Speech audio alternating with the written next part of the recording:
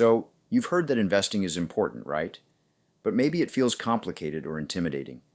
The good news? You don't need a PhD in finance to get started.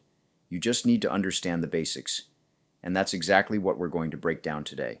So grab a coffee, relax, and let's talk about how money can work for you. Let's start with the big picture.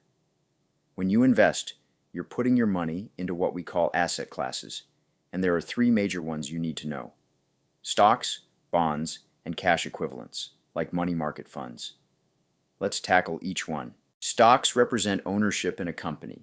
When you buy a stock, you're buying a piece of that business, a tiny piece, but ownership nonetheless. If the company grows, your investment usually grows. If it struggles, you might lose money. Now, there are a few ways to categorize stocks, but the two big ones are market capitalization, how big the company is; geography, where the company is based. Starting with market cap. Large cap stocks are your big name companies. Think Apple, Walmart, Disney. These are often called blue chip stocks. They're generally considered less risky, but still offer growth potential. Mid cap stocks are companies that are smaller, but still pretty established. Riskier than large cap, but they can offer more growth.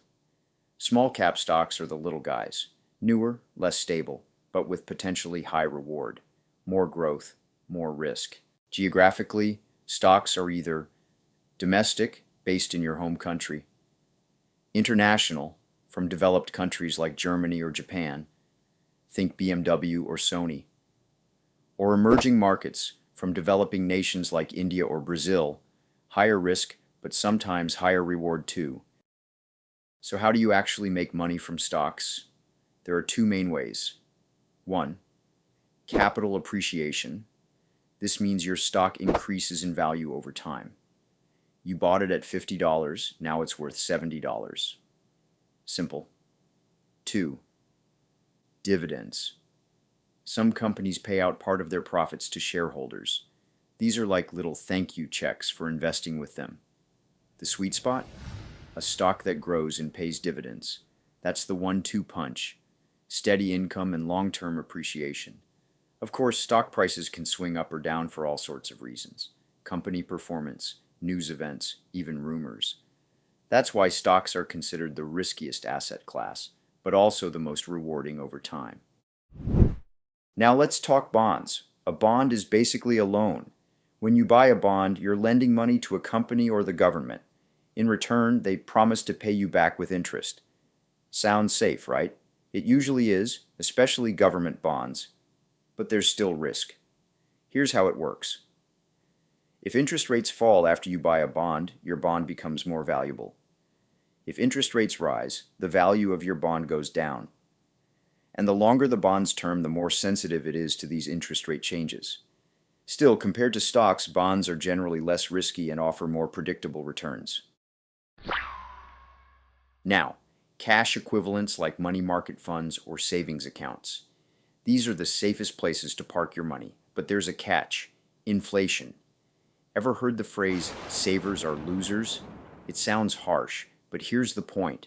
If your money isn't growing, it's actually shrinking in value. A Coke that cost a nickel in 1950? That same nickel today won't even buy the bottle cap. So holding too much cash can be risky in its own way. Most people investing in 401ks or retirement accounts don't pick individual stocks or bonds. They invest in mutual funds, collections of different investments chosen and managed by professionals. This brings us to the golden rule of investing. Don't put all your eggs in one basket. This is the heart of modern portfolio theory, which sounds fancy, but it's just the idea that spreading your money across many types of investments, called diversification, reduces your overall risk while aiming for solid returns. Why does it work? Because when one type of investment is down, another might be up.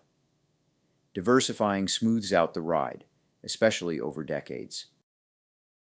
Now here's the million-dollar question. How do you pick the right mix of investments?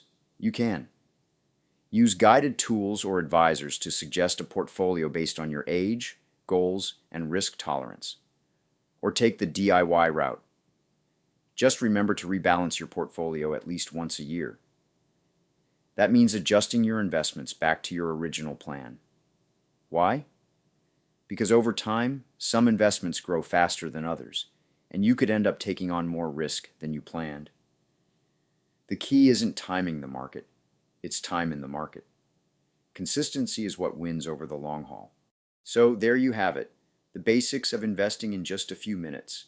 Stocks, bonds, cash, diversification, and most importantly, a plan. Whether you're using a financial advisor or doing it yourself, just stay consistent, stay diversified, and stay invested. Keep investing simple. I hope you enjoyed the video today. Now don't forget to like it, leave a comment, subscribe if you haven't done so, and hit that notification bell for all the latest content from the channel. Just have fun with your investing journey. Until next time, keep investing simple.